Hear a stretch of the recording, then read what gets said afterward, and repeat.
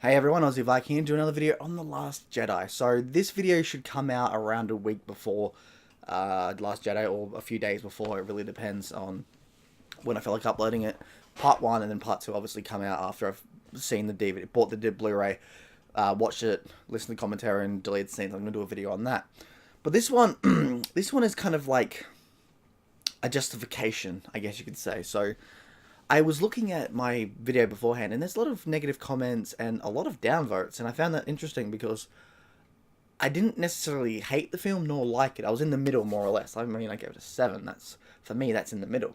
And people saying I'm an idiot, and, you know, what's going on, and stuff like that, and I just thought I'd try to do a video on that. So, here's the thing. If you can justify yourself why you like or hate something, that's really all that matters. For me, I think that's all that matters. Because anyone can justify why they hate and like something, and then it's just like, why do we have to keep caring about what else is going on? So justify yourself as why you hate this, why you hate that. But there's so many different ways to justify yourself, and somebody's going to disagree. So like Holdo in The Last Jedi, I think she's the best character. I think she's kind of dumb in military tactics, but it's entirely plausible that in a world of billions of people over thousands of years, I guess, since we've been on this earth, well, been on this earth for millions, but human race been on it for thousands, stuff like that, that it's possible that there has been realistically somebody out there who has done something as stupid as Holdo. So in one respect, in one viewpoint, Holdo's realistic in The Last Jedi because of this. But somebody can complain and say, no, I'm justifying myself for hating her because of this, or this, or this, because they can be like, I don't like Holdo because she's a stupid idiot and she should have just told the plan and so many people died. That's one view. But somebody could say, oh, but this person from the 1700s did something completely similar, so it's not out of the realm of possibility. But then someone can be like, but this is Star Wars. This is a fantasy world. I don't want realism. But then somebody can be like, oh, but I don't want realism. I want realism in my sci-fi because that adds more depth to it. So there's so many different viewpoints and stuff that it's really hard to be coherent, I guess you could say, with what's going on. So look at the blind rage. There's always that blind rage. And I know it's the internet and you got fanboys and stuff, but there's always that blind rage towards something. So look at the prequels of Star Wars. There's a lot of blind rage there. Oh, but Plinkett said this. Jeremy Jaynes said this. Red Letter Media said this. So, what? Just because they have a lot of views, they're right? I can show you many positive videos out there for the prequels that have a lot of views. Does that mean they're right? It depends on what you want. A lot of people say, oh, but they say stuff like, this is how it should have been. You know, if you take this away, add this and such, that's how the film should have been. And it's like, but you can say that with any film. I could say that with The Godfather, The Ring, you know, I could say that about Lord of the Rings, I could say that about the original Star Wars films. It's just there's always that hate that people burst upon and jump upon, but they don't really seem to think. And I know that's because people can be dumb, and there's that rationality of the like sort of hive mind mentality of pop culture that, oh, if a lot of people hate this and that, then it must be true. But you live in a world of billions of people. That's an idiotic way to view things. Oh, but this person with 1 million views said something bad about this film. This person with 2 million views said something good about this film. And, you know, vice versa. And it's just, people use that and it's stupid. I mean, I've seen fanboys of Star Wars say Episode 4 is a terrible Star Wars film. I've seen people say Episode 6 is a terrible film. I've literally seen people say Empire Strikes Back is a terrible film. There are videos out there that have thousands of views and thousands of likes of people saying why these films are bad. And it's like, why? Because they have that viewpoint of, oh, this person said something negative. He has a very positive justification in your eye as to why they're right. And therefore you just finally you blindly follow them. And if a whole lot of people blindly follow them, then people will blindly follow them. It's, you know why? Because people are dumb. They like that sort of shit. And of course it's the internet, so, you know. But still, it's that idiotic justification that people would cling to. And I hope you can see what I'm coming at. I'm not the best at shooting it out there, but hopefully it's there for you to say, okay, so that's it. So, like me, I like episode 7. I like it better than episode... No, I like episode 8. I like it better than episode 7. I'm going to now justify why I think episode 7 is far superior. I mean, episode 8 is far superior to episode 7. So episode 7 to me is unimaginative and uninspired, right? Here's the justification for that. At the end of episode 6, we found out that Luke was the last Jedi.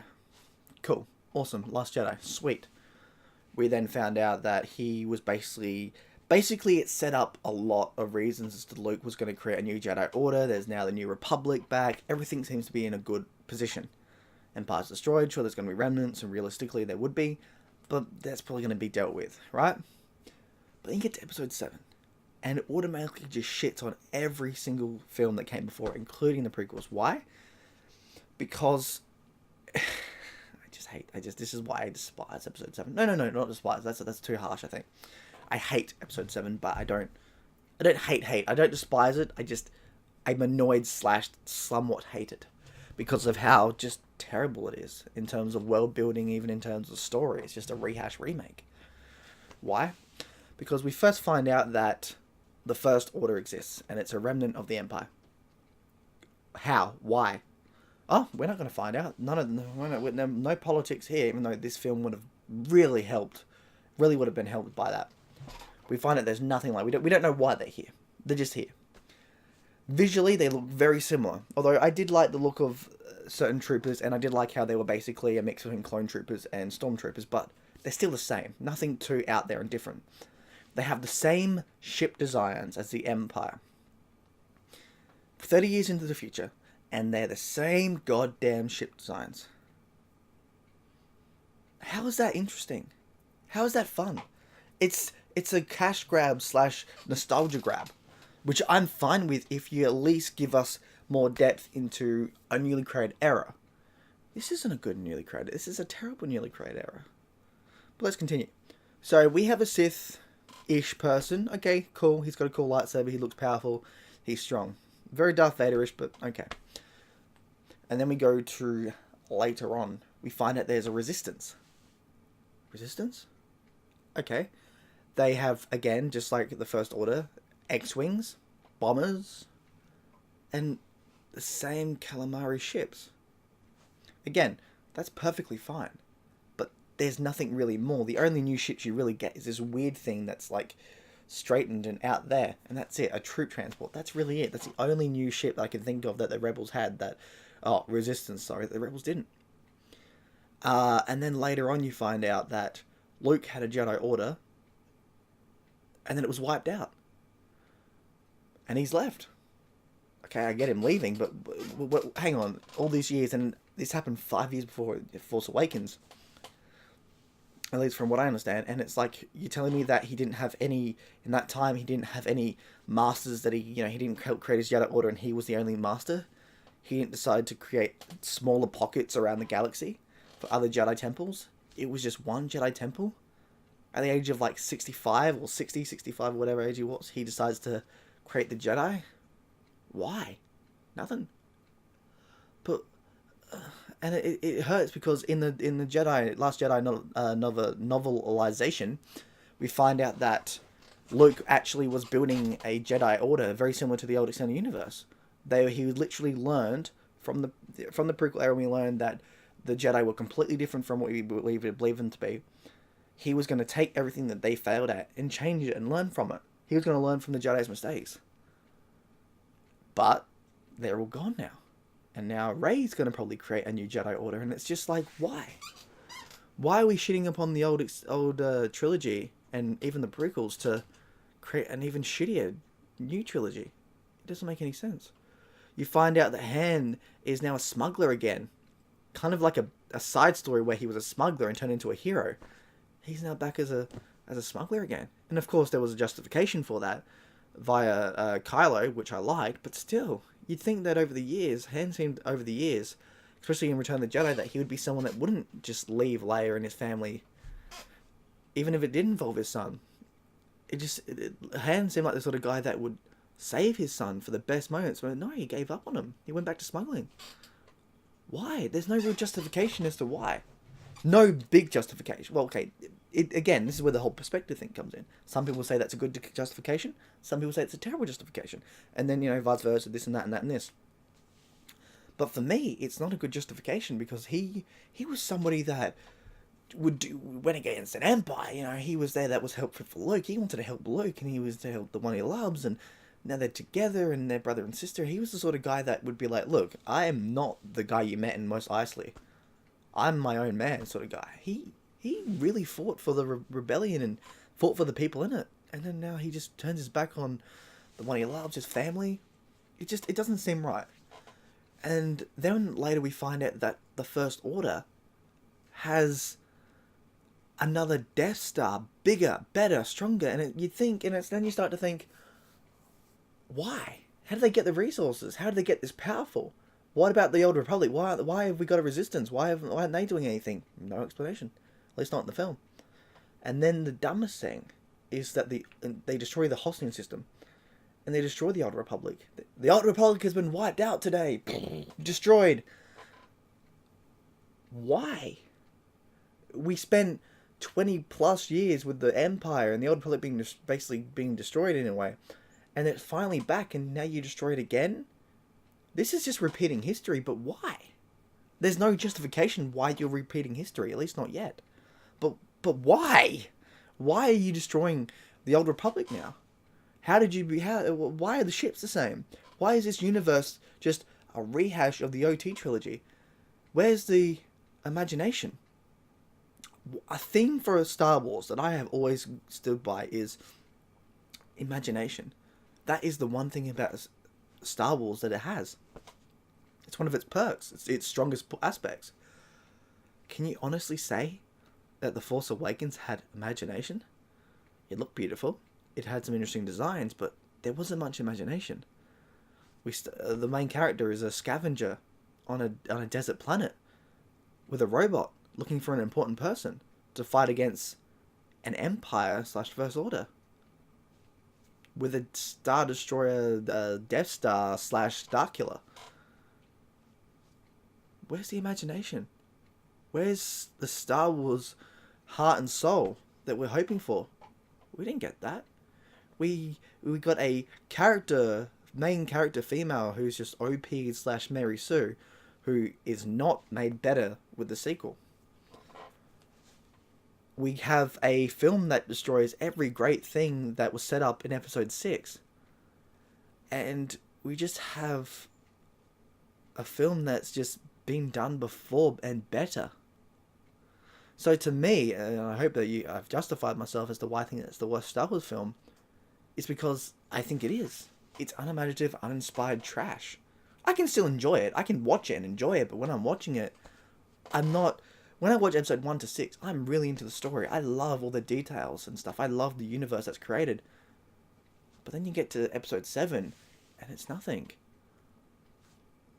That's why I gotta start clinging onto my words that make more sense there. But I don't hate it, but I'm disappointed and I wouldn't say disgusted by it, but annoyed by it because it's just not a good Star Wars film. It's just nostalgia filled. And here's the thing: I may hate it, hate it. Sorry, I may not like it as much as I thought I would, whatever. But I'm not going to shit on J.J. Abrams for it. Because J.J. Abrams, I'm not going to say, oh, Episode 9 is going to be terrible because J.J. is directing it. No. I had no way in hell. Why? Because J.J., he saw the criticism of Episode 7, and he's definitely seen the criticism of Episode 8. He, and I'm sure a lot of people in Disney, know that they need to really bring it all together. And to be truthful, I have a hope that the next one, the last Star Wars film in this trilogy, will be the best. I have a hope that this will be something that actually is pretty good. Episode 7? No. Episode 8, well, we'll get to that in part 2 of this video. But I liked Episode 8. One of the main reasons I liked Episode 8, though, was because it did its own thing. It may not have justified itself in every single way that I thought was acceptable or enjoyed, but it's a lot better than Episode 7 in a lot of ways, I think, which we'll get to in part 2. So yeah, that's that. It's strange that Star Wars has now become Disneyfied. And don't get me wrong, if you like it, you like it. You know, if you want to justify why you like it to me, go be it for it. If you have an opinion and a viewpoint as to why you like it, and you know somebody hates it, then so be it. Who cares?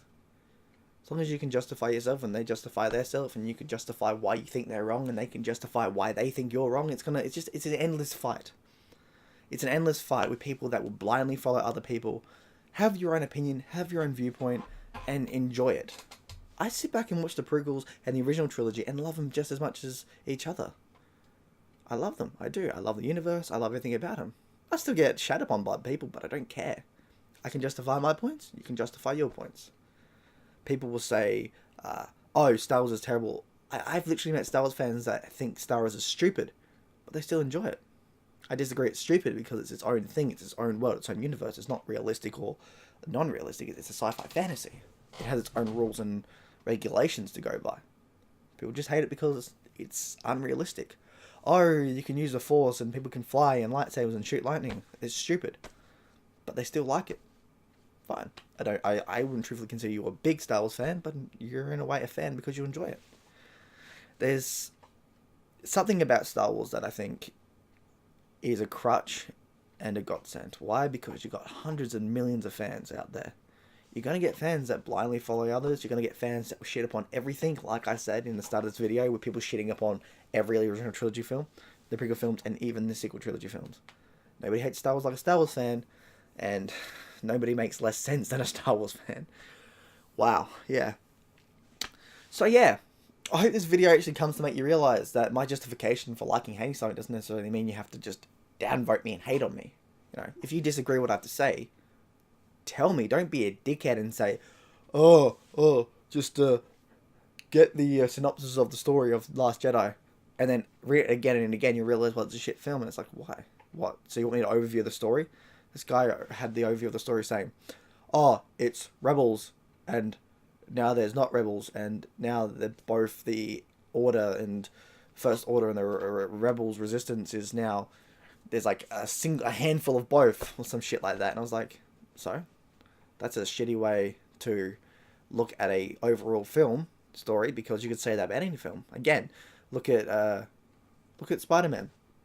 It's a teenager who gets bitten on a field trip and is afterwards able to shoot sticky liquid out of his hands and fights a flying goblin. That's how you tell a shitty story. It's not about the overview of the story, it's about the details. And to be truthful, Last Jedi has a lot of details, because this is another aspect of it. A film, there's so many ways to tell a story with a film. It doesn't have to be right in your face, which is something that a lot of people will blindly like or hate. I've seen both sides. Because in a film, there is more than one way to tell a story, and you know, there's more than one way to skin a cat. There's more than one way to tell a story.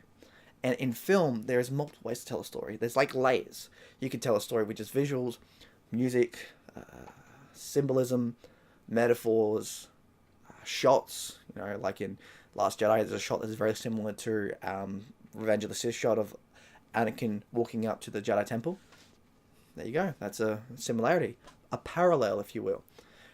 Names for characters, they can mean something in a different language, such as Padme, I believe, is something to do with a lotus in Japanese folklore, and it means resurrection or something, and Rey can be a part of that, and Kylo and all this and that. There's so many different ways to tell a story that of course no one's going to see, but it can help enhance the story if you understand it.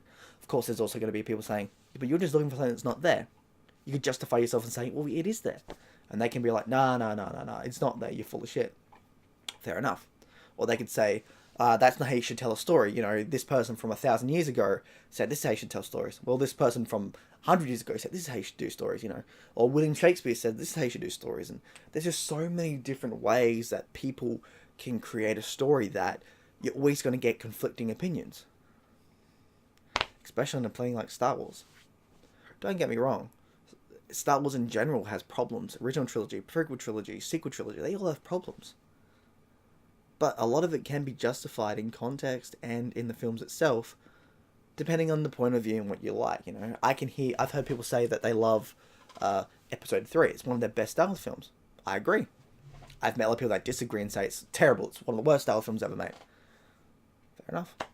You can say that. You can justify yourself. I can disagree with your justification of it. That's it. and go on with my life. I still sit back and watch Revenge of the Sith and love it. Up there with Empire for me. Same can go for anyone else in every other film. So yeah, this video is getting long, but I hope this video has helped with my justification of why I like The Last Jedi, which obviously will be expanded upon in part 2, but just understand the idea of justification, okay? You may not agree with everything I say, and some of the things you might be like, go against logic. But again, like I said, there's just so many different ways to perceive things and understand things that it works. And if you just think I'm an idiot and you're going to blindly hate me because I like something, so be it. So be it. Anyway, Aussie Viking out. I'll see you in Valhalla.